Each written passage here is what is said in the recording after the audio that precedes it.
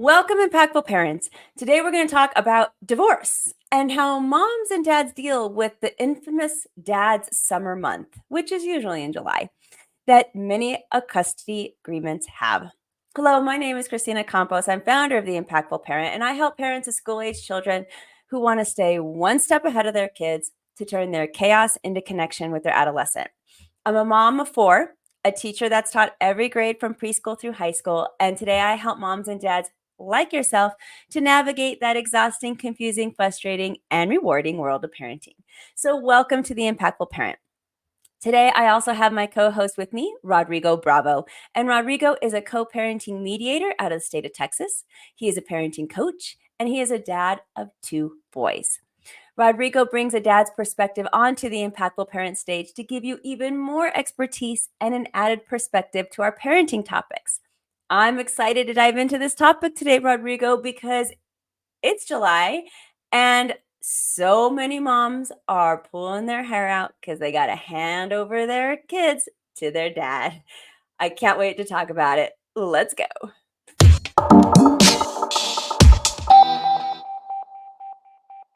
The month of July is a pretty standard month when it comes to standard order of possessions. A typical standard order of possession here in the state of Texas, and I think for a lot of states across the nation, is a first, third, and fifth weekend, maybe a designated time during the week, but also the entire month of July. It's a pretty standard thing. If you just go in there and get a quick, divorce decree, and both parents are pretty agreeable to everything, you usually get the month of July as the month that the non-custodial parent has a time. But it just depends on how your order of position is worked. But anyways, that's kind of the standard stuff. But what happens when we actually exchange the kids, right? I don't know, Christina, did you have that experience during the summer months? I didn't because I pretty much have my kids most of the time, all the time. But I Mhm. will say that the same kind of anxieties that these parents are moms, I should say, are having when they have to hand over to the dad. I have those too, even on a much smaller basis. I can have an idea, a glimpse of what that might be like, even when I have to give them to their dad for a full week. Like to go to their dad for a full week, that's a big deal for my kids. And I know it doesn't seem like a lot, but that's just how our divorce has been. I can't even imagine a full month. I don't know what I would do with myself on so many different levels, Rodrigo. Like my anxiety, my happiness, my freedom, but then not knowing what to do with myself. Like it just, there would be so much for a full month, all the emotions. You deserve to have that to yourself. You really do. You should you as a parent, right? Whenever you hand over your kids, even for the weekend. And I think the particular video that I saw was actually geared towards like the weekend. I think she was making that point. But I happened to see it this month, and I remember how big of a month July was. It was just this kind of this tension growing. And as I mentioned before, I have two boys. Both of my boys have different moms. So I had two sets of anxiety riddled parents just like wondering like, is this guy gonna like leave my kid at a state park, or my kid's gonna get fed, this and that. And I thought that's why this video was such a good video to kind of discuss that, because I think a lot of custodial parents, namely moms, have this issue. And so let's show that video now so the audience can see what we're talking about. This is a great video. And this mom, man, we're going to resonate. Here it is.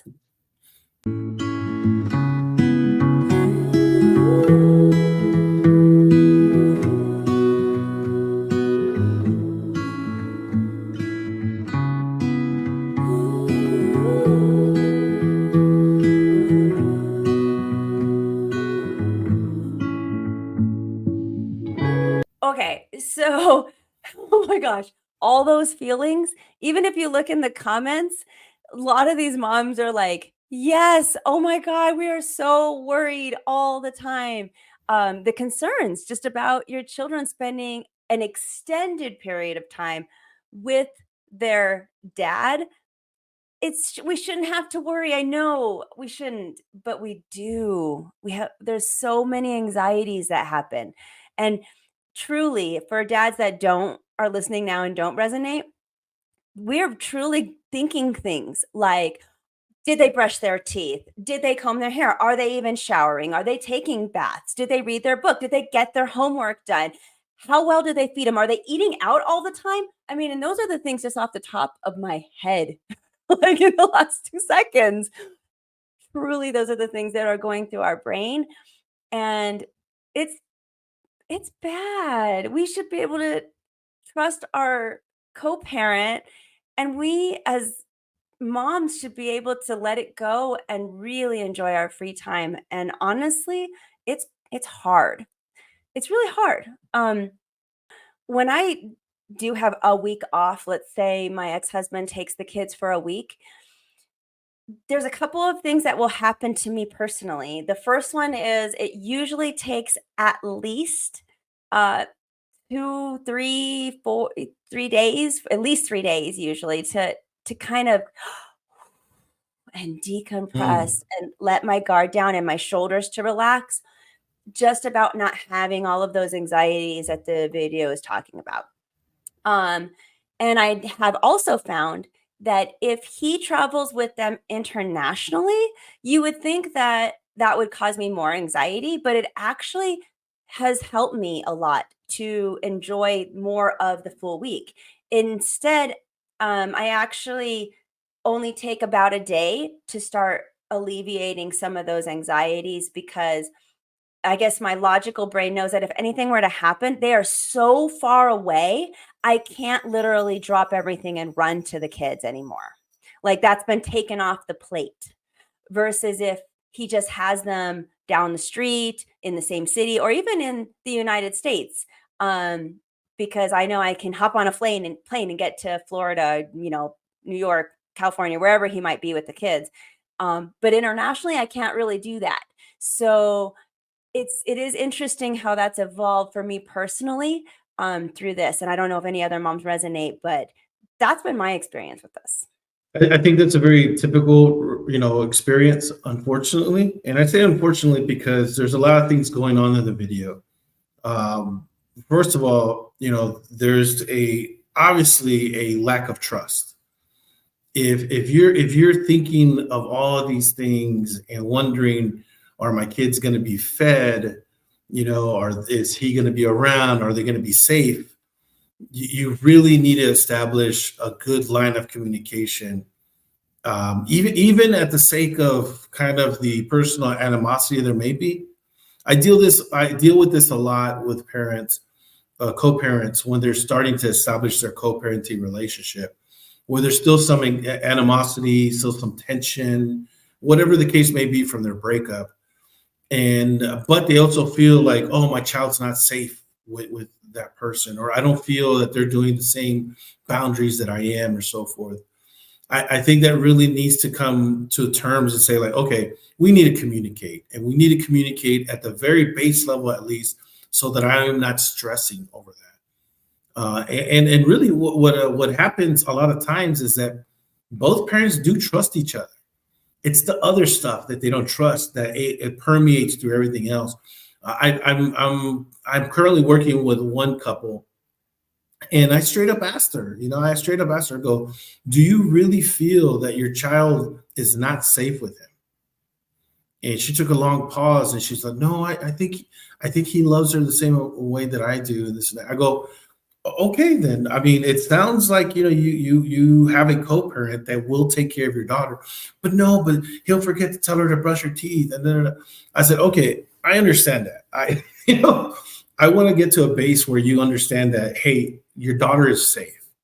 Now, if you truly feel your daughter's not safe, you need to bring this up, and you need to bring this up immediately, because to make that kind of accusation is pretty heavy, and you need to have some good reasoning behind that.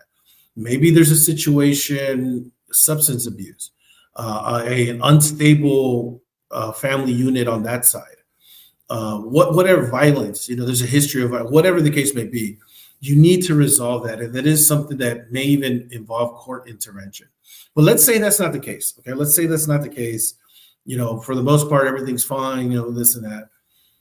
You have to develop a trust for your co-parent that they're going to do what's right. They may not do things the way you want them to be done, but they will do things the way that need to be done at a certain level.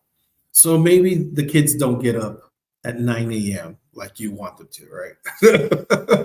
Right? Maybe, oh my God, you let the kids stay up till 11. Now they come back on Sunday and they're up till 11:30, and I'm the one. Understood. Something you could work on. But is that really something that you really want to battle, right? Food, same thing, okay, maybe, you home cook all the meals, and, he brings fast food every single time. Understood. I totally get that. And I'm talking from experience. Yeah. But it's like, hey, I'm going to feed them. Maybe I won't feed them, the stuff that you want to feed them, but I promise you that they're getting fed. So there has to be some type of compromise in that sense. Because, and I'll end right here before I give you the mic and pose a question to you. I think it's so disappointing and just so unsatisfying that moms, for the most part, right? But, custodial parents, but moms, for the most part, when they give their kids up for that weekend, that week, or that month, that they don't get a chance to relax. You just said it yourself.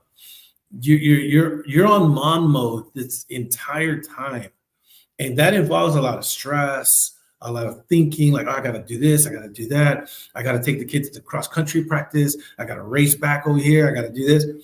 That when you do say, like, hey, you're going to go with dad to this weekend, it takes you hours, even days, to finally just relax.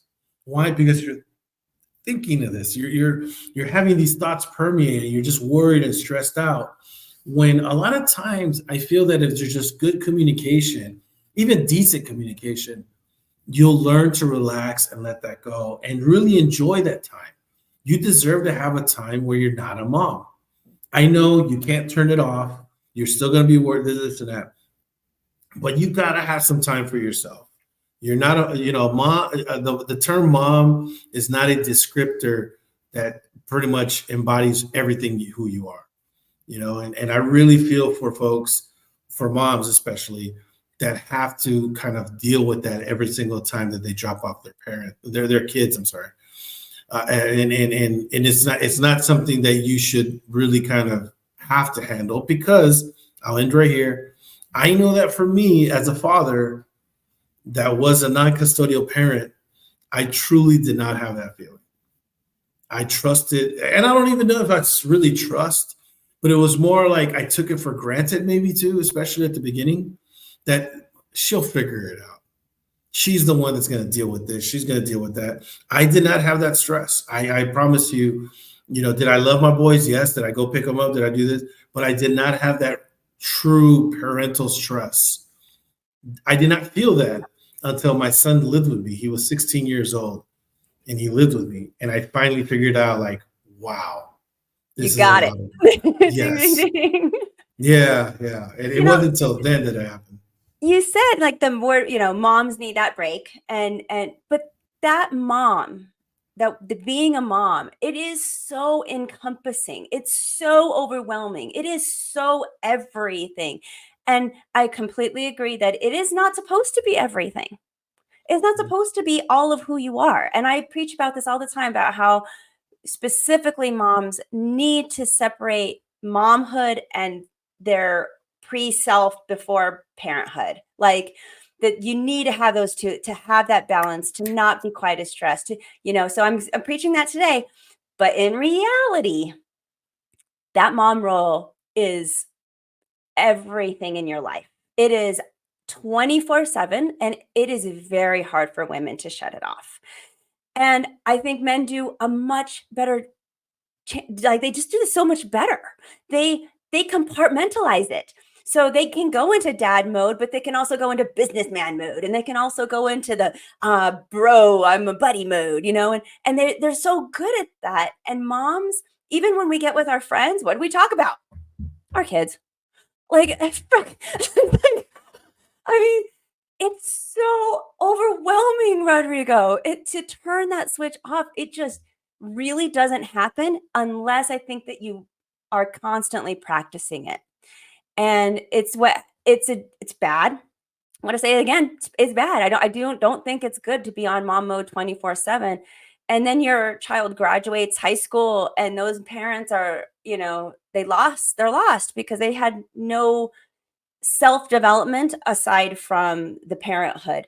And we do have to make that really intentional effort to learn how to compartmentalize our different roles and our different stresses. And I think it's interesting that you said it comes down to trust.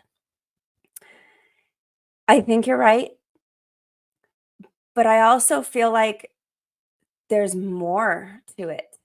Um, I definitely trust my ex-husband with the kids. Like, I don't think my kids are gonna die. So I do there's a fundamental trust there that even though I know they're eating way too much fast food or out to eat foods and they're not going to bed probably when they should, and sometimes he might forget to pick them up from wherever they might be because he's not used to the routine. Okay, you know, it's it's like you just want. I don't know. I don't even know how to describe it. You But want but, but you your said but you said right now fundamental trust. yeah. I mean, talk about such a low barrier though. Hey, I'm sure my co-parent won't kill my kids. I mean, I hope I hope that's like the bottom line. Yes, I think you're right about that. But I don't think that's trust. I really don't think that's trust. I think it really boils down to having a good communication with them and trusting them. Because I will say this again. My two boys had different moms. Rodrigo's mom and I had such a volatile communication. Even when I was, beyond that, I was really trying my best to establish good communication practices with her. It was just terrible. It was difficult and would question everything I do. Samuel's mom, Maribel and I, we at the beginning, yes, like, hey, did you get Samuel this and that? Blah, blah, blah, blah. Did you do this? Did you do that? Da, da, da. When Samuel was taking medicines, right?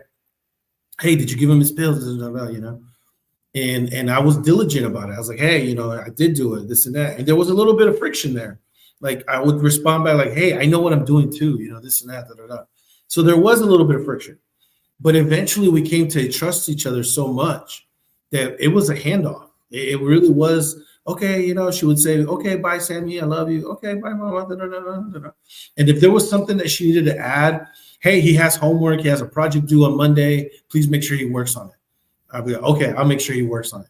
And there was no longer any like, hey, did he work on the project? On the phone. And then me saying like, yes, he's working on a project. Stop bothering me. No, we really got to the point where we trusted each other. Now, when I would break that trust, that's when she would come at me. She's like, hey, what happened? He was supposed to do this, da, da, da, da. Same thing would occur too now, where I would say like, hey, wasn't Samuel supposed to do this? What happened? This and that. So we would hold each other accountable, but we still trusted that we had our kids' best intentions. Because I never felt like, she was going to put my son in danger. No, I knew that she was a great mom and wouldn't put, I think that's just such a baseline that if I felt that way, I would be like, yeah, there's something wrong there. And I I'll have a end right question for you here. about that. Go ahead. Huh? Because do you think that men blindly trust their mom, the co-parenting mom, just because we're female? Well, I don't know if blindly is the right word. For I would say for me, that's a great question actually. But I would say for me, I think one of the qualities that I always found that I wanted in a partner was that I could see that it could be a good mom.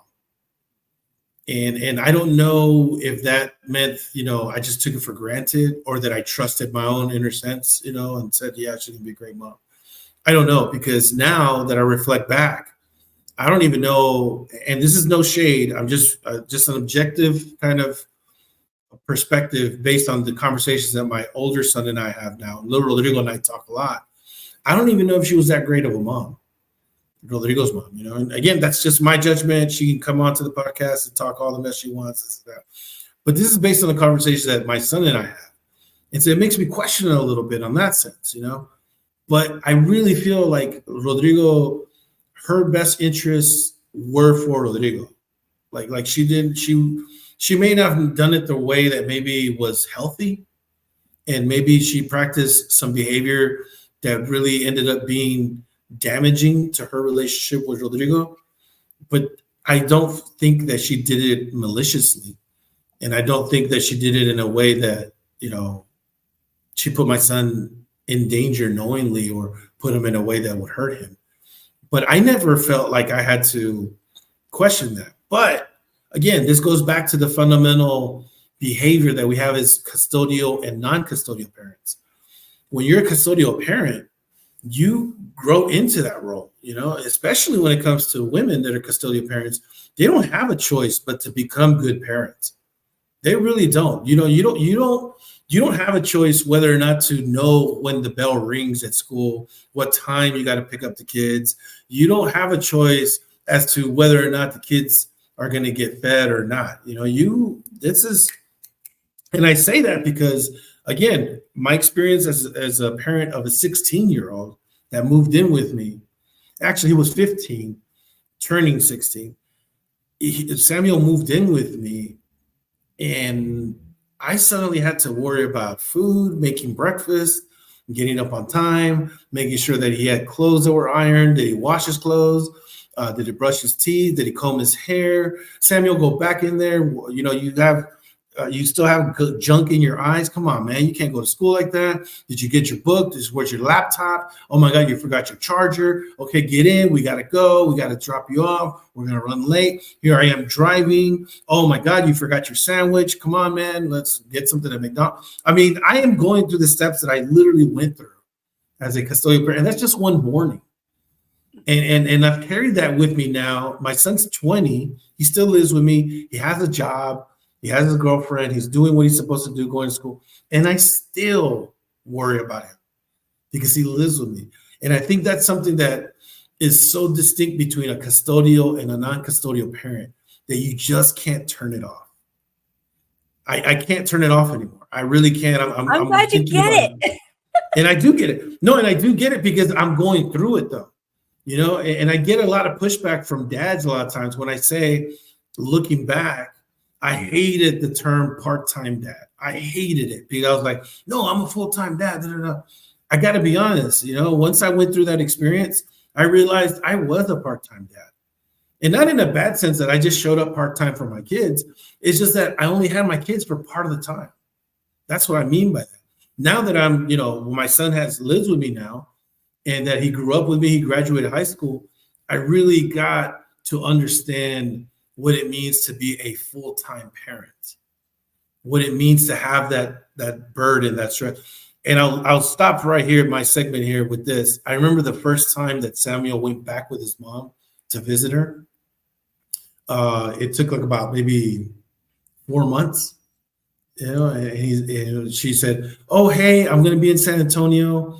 I'm gonna, would it be okay if I spent the weekend with Samuel?" And this and I say, "Sure, no problem." So I'm over here thinking like, "Oh yeah, I'm gonna just go out and do my thing and blah blah blah." I spent the whole weekend in my underwear, watching TV, chilling. That's fantastic. Yeah, because it was just like, okay, and I still worried about her. I was like, where are they at? Like, does she need help with something? And this is with her partner and with their kid, and they're there in San Antonio. And I'm texting Samuel like, hey, make sure, if y'all don't have nowhere to go to this place. But I was really just communicating with him. I didn't really care where they went, It was just so fascinating to me to be able to live out that experience. And it gave me a fresh perspective as to what it really takes to be a custodial parent and really what it takes to be a mom. Because again, most custodial parents are moms. Yeah. There's millions of women listening right now that are, well, hopefully millions of women are listening, but that are going, that are just going, yes, this guy gets it. Because, yeah, until you live it, it's so hard to describe what that 24/7 really, really feels like. And it's hard. You can't, so much. It's so, so much. One of the things that I think a lot of moms are probably thinking right now with this whole topic is another anxiety. What brings on the anxiety of sending them over to dad is because there are different rules and expectations at their house. And we talk about this all the time when we talk about divorce, how you can't control what the other parent does and you need to let them do what they need to do and you got to trust them. But here's the but. It is also stressful. You're thinking about the whole time when they're gone, how stressful it's going to be when they come back and you have to start reinforcing things again. You're the bad guy because they were more lenient, or, all of a sudden you have to play catch up because they didn't do these certain things for the school or for homework or whatever. And these are true. Like I have a bestie who's co-parent. They do not see eye to eye. And when the kids come back, even if it's just for a weekend, they really haven't showered. They really haven't. She doesn't know if they really Mm. brush their teeth. And homework, forget it. It didn't even happen. And so I'm sure the school can see that one week the kid does homework and one week the kid doesn't do homework and one week, but she's constantly playing catch up and having to be that bad parent that the kids don't want to go back to because everything is so more lenient at their house. So I think that also adds to this anxiety that we're talking about, where you drop them off. And it's not that even we can shut it off. It's that, oh my gosh, when they come back, now I know I'm going to have all this too. What do you say to parents that are struggling with that? Yeah, no, that's a great point. And I actually went through that myself. I didn't understand that at the beginning, especially when my youngest Samuel started going to school when he was in pre-K, kinder, and first, where he's energetic. He was just bouncing all over the place. And his mom would tell me, like, hey, he needs to go to sleep at a certain time. You can't let him play video games, this and that, da, da, da. And Samuel and I, one of the ways that we like to bond was playing Wii. We would play Smash Brothers, we would play Mario Kart, we would play all these games. And sometimes we would run late.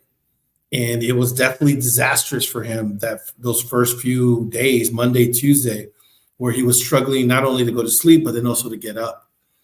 And what we ended up doing was kind of understanding. I had to understand that on my own, which meant like I had to take Samuel to school a couple of times. She would, and I realized like, oh crap, he's not getting up. Oh, he's going. I would drive him to school and he's sleeping on the way over there. And so it took me a little bit to kind of figure that out. What I do now with co-parents, and I think this is kind of a good tip that I'll kind of share with you. One of the exercises that I have with co-parents is I ask each co-parent, give me a list of your rules at home and separate them in two. Separate them in non-negotiables and negotiables. And so what the parents end up doing, and I say, only at your household. I want to hear what you implement or want to implement at your household. And they list those rules.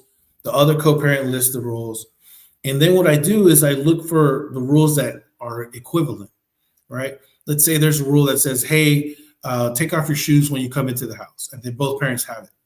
I said, great. That's one rule that both houses can agree to. And just go down the list with that. And then find which ones are the non-negotiables for each one. Hold those to the side. And then the negotiable ones, okay, we'll compromise on these. Let's talk about them. And then the non-negotiables. How important is this that this occur here and here? And where are we going to compromise? So there might be some things that are just non-negotiables. Hey, the kids got to go to sleep at XYZ. I don't want to struggle with that. Okay, but I want to be able to do this with the kids on my weekends and this and that. And basically, this exercise, what it does is it really shows that, I mean, anecdotally, I would say about 70% of the rules are the same. It's that 30% where maybe there's a struggle. But if you really think about it, 70% is a good baseline of agreement. You're starting off on a really good kind of ground there where y'all both agree, hey, they shouldn't be doing this in this house or this house. So it doesn't really matter. We both have the same rule when it comes to that. That's great because what you want to do is establish a unified front. And then, hey, let's compromise on this rule. Okay, maybe on Friday when you first get them, they can stay up late. But Saturday and Sunday, they got to go to sleep on the right time because et cetera, da, da, da, whatever the case may be. You go through that and you reach that compromise and you start developing a good pattern of communication. That's what I do. That's a good exercise that I have with my co-parents, especially when they're struggling with this particular case.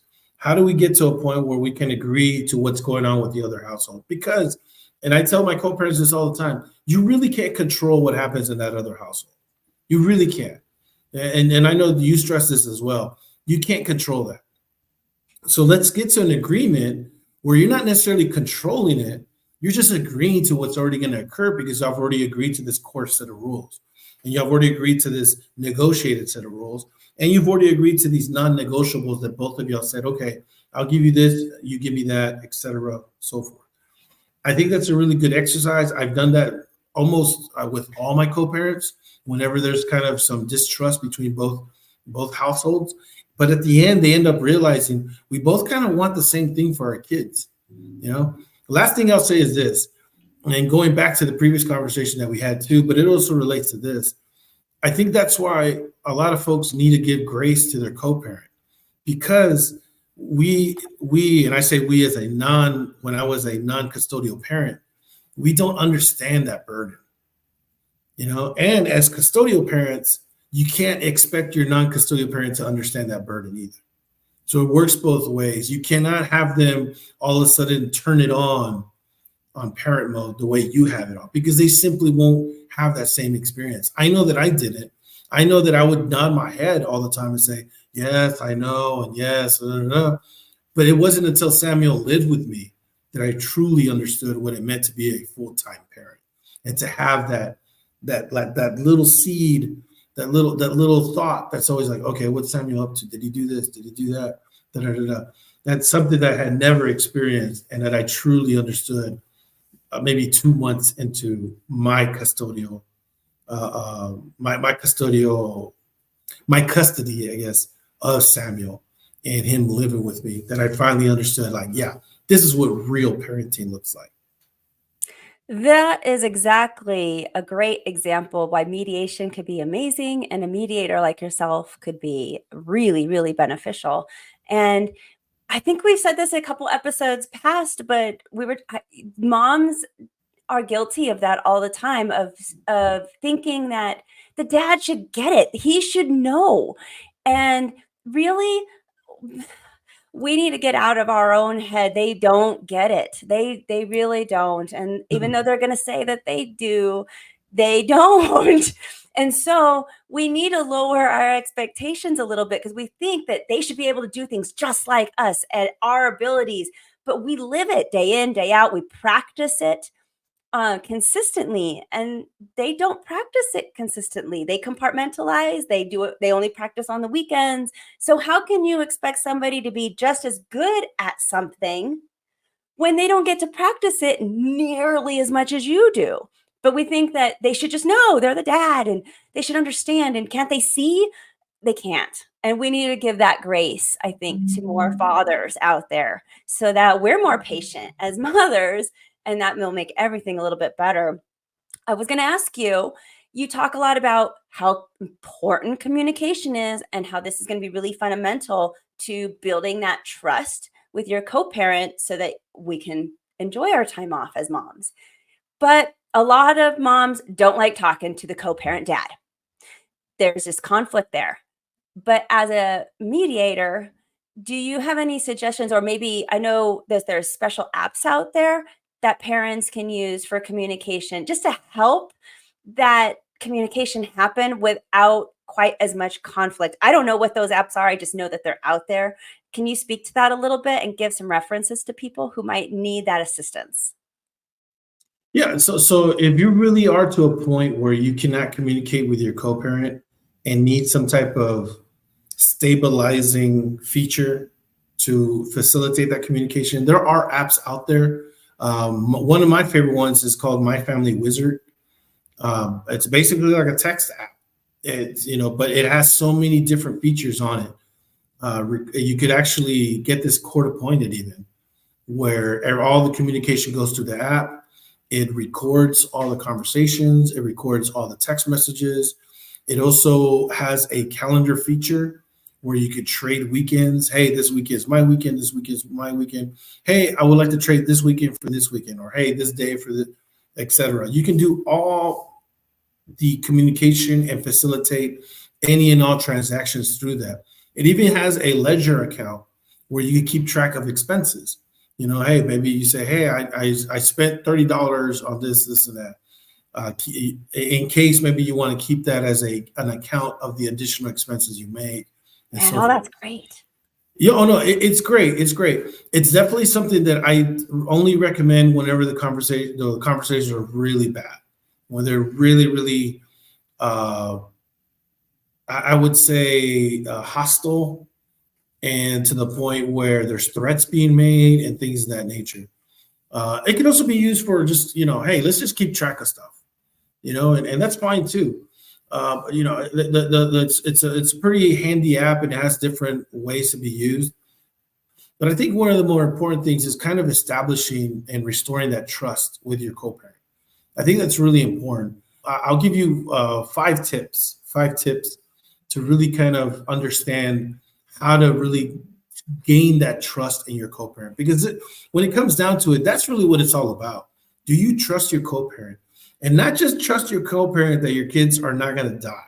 Okay, I'm talking about, like, do you trust your co-parent that they're going to facilitate something healthy with your kids? And again, it's not about what you want, it's what your kids need. Is he fulfilling, basic levels? Now I get it. You want a little more for your kids. You want this and that. But at the very least, restoring that trust that you're doing there. The first tip that I would give was leave that tension, that past behind. That takes some work. That may mean going to counseling. That may mean saying, hey, I need therapy. Hey, we need to talk about this. Let's hold each other accountable for what happened in the past, etc.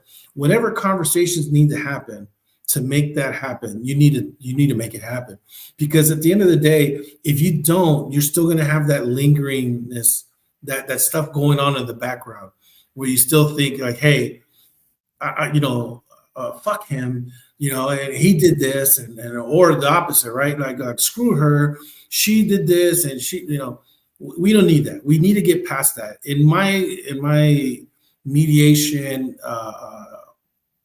conversations, and when I'm having a co-parenting facilitation that involves that, I call it vent to reinvent. And so basically what you're doing is we get together, we talk about it, and we let it go. We let it go. It doesn't mean that you agree. It doesn't mean that you apologize even. It just means that you get an opportunity to say what you need to say it then, and leave it at be. And why? Because you're releasing that, you're letting go of the past. You're not here to judge. You're not here to say it. You're just here to put it out there, release it, and say like, hey, I'm venting so I can start reinventing. And you can't get it. So it's so important to do that. A lot of parents may or may not have already gone through that, but if you haven't, strongly suggest that you do that. The other thing is being considerate of your co-parent. That this works both ways. Again, as a custodial parent, you know what it takes to do what you do. But like you were saying, Christina, I can't have that same expectation to my non-custodial parent. Same thing with the non-custodial parent. Like, your custodial parent's gonna say, and want and need different things from you that maybe you're not ready to give or whatnot. But be considerate about that, because they're over here, they've done the work, they're doing this, they're doing that. Be considerate of that. Acknowledge when, hey, you do need to do things a certain way, because at the end, they're gonna get the kids back and they're gonna deal with those ramifications of what's going on. The other one is really supporting your co-parents' relationship with your kids. When you take your kids with your co-parent, and you have all this worry and you have all this stress, and then when you get the kids back, you're like, okay, what did y'all eat? Where did y'all go? What did you do? This and that. You're really not facilitating. You're telling your kids that you don't trust them, and you're telling them like, hey, there's suspicion there, and kids pick up on this. Kids are so smart; they Oh understand yeah, what's they going do. on. Yeah. So you can't hide that. You have to trust, and when you trust, it has to be all encompassing. You have to make sure that that trust extends not just between you and your co-parent, but how you view your co-parent and how your kids see how you view your co-parent. Basically, modeling the behavior. Hmm. And the last one that I would say that's pretty important is making sure that you're honest and transparent. What does that mean? That means, if you really have an issue with something, bring it up, but be tactful about it, be considerate about it, and explain without any, without bringing up kind of the I don't want to say the emotional aspect. I mean, we all get emotional, but I guess more of the logical and the conclusions and the consequences. Hey, look, for example, when I had Samuel and I was taking him back to Maribel, Hmm. she would say like, "Hey, look, you really need him to go to sleep on time. Okay, I really can't do this anymore. I can't struggle with him on Mondays and Tuesdays because he's recouping from the weekend that you had with him." And she told me that a couple of times, and I finally, okay, got to do it. And sure enough, I ended up being the bad guy, right, with my son, because he's like, why do we have to go to sleep so early? This and that. And I had to explain that. But when we're both, both on the same level finally, and she was honest with me and transparent about it, then I understood what was going on, and I was able to move forward from that and really kind of provide her the help and kind of facilitation she needed. So that would be kind of my 5 tips to kind of help with the co-parenting relationships, that you could start doing, besides like getting an app or writing down the rules and so forth. If you start from that, you can start developing a really good co-parenting relationship, so that when you, as the custodial parent, drop off the kids, you can have a grand time and you can go over there and booze it up, hang out with the friends, not talk about kids when you're hanging out with the friends, and just have a good time and relax. Because I would say the vast majority of the moms deserve it. They deserve a time to just relax and just be fun. Because I will tell you this, I'll stop right here. When I had my free weekends, not gonna lie, Christina, I enjoyed them. It was nice. I had the best of both worlds at one point. I had the boys on one weekend, and then it was just chill Rodrigo the other weekend. Oh, And I I think live for so. my weekends like that. I do. I mean, I hate to say it, and I love being a mom. It has nothing to do with my, like how good of a mom I am or how much I enjoy my kids or love them or whatever. I can't help but enjoy and look forward to and live for that 24 or 48 hours that I might have without them now. But it's been a practice Mm, to practice letting go of all that anxiety and worry and trusting their dad. Um, and it's definitely a process. And with your last tip about being transparent, sometimes that's really hard for I think moms to do because being transparent means you have to be vulnerable, depending mm, on what the subject is. And it's easier just to be commanding and say, "Hey, stop doing that. It's messing shit up." And, like, I can't handle it anymore or whatever. But to really say transparently, look, this is like, whoo, it's really hard. It's really driving me crazy. I need your help. I like that part, that transparency. I need your help. So please help me by doing that. That's so hard for anyone to do, really, yeah, especially to maybe a co-parent that can take vulnerability and turn it around on you and lash out, and that's gonna be a difficult place to be, but it is where we need to start working toward. And I agree with that you really do need to get transparent with that co-parent, and lead the way with it. Maybe be the bigger person in a lot of this to hopefully elevate him as well, because it does take the lead. Somebody has to take the lead to be the bigger person. Otherwise, you just keep spiraling down and down and down and down and down, and it's hard to eat shit. We talk about this with divorce all the time. It's hard to eat shit and be the bigger person. But this is one of those areas that it would be really beneficial to you in the long run if you can get through this and help elevate that co-parent up too. I love that you said that, Christina. I think I really, if anybody needs to take anything from this particular episode, it's that it has to start somewhere. Why not be that person that starts that? I know it can be tough, and I know it sucks. And like you said, you have to take it. You have to eat shit sometimes, but that's what it takes sometimes. Just being that bigger person and eating it, and just going forward and moving forward, moving forward. At the very least, I will say this, and this is long term, right? At the very least, your kids will see that you're doing a concerted effort. Your kids will see that, and they will realize, okay, you know what? And this may take years to develop, okay? And again, I'm talking long game, right? I'm talking way in the future, but they will see eventually. They say, you know what? My dad tried, or my mom tried. My parent tried. They were the ones really trying to facilitate this conversation. Kids see this, they understand that, and eventually they'll come to terms with that on their own. That's something you can't control. They're going to be the ones that are going to be able to judge that. They're going to be able to ones to do that. So I definitely agree with you. If you got to start somewhere, start with yourself. Be the bigger person. It's tough. If you need to get therapy, if you need to get mental health counseling, if you need to get a parenting coach, whatever the case may be, do it. You start it. Don't wait till your other co-parent is like, well, they're still mad at me, so I'm gonna wait till we get the relationship going or this and that. I literally had a co-parent reach out to me, and they have their co-parent blocked, and so all the conversations going through the kids, and you can see, yeah, you can tell what's going on there. It's going to be like, now we're using the kids as a vessel, but it puts the burden on the kids. Mm-hmm. And so that co-parent reached out to me and said, hey, I really need help with this because I feel like my co-parent's not doing this and that. So she's taking the bigger approach. She's the one really kind of moving forward with that. And I commended her for that because, like you said, it's tough. It's tough being transparent, tough being vulnerable. But at the end of the day, if it's the right thing to do, please do it.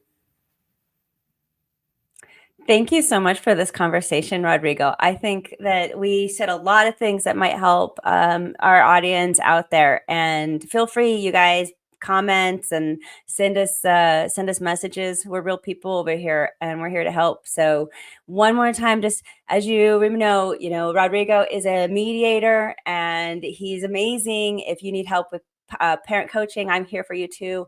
We're here to help you, and this could be a great start for you if you want to get started somewhere. Reach out to us. That's what we're here for. Start your Impactful Parent journey by downloading the Impactful Parent app. The Impactful Parent app is free, so you can carry help, tips, and parenting resources right in your pocket. Download the app today. You got nothing to lose since it's a free download. So go to your phone's app store, search Impactful Parent, or go to my website, theimpactfulparent.com. and discover how you can step up your parenting game and become a more impactful parent.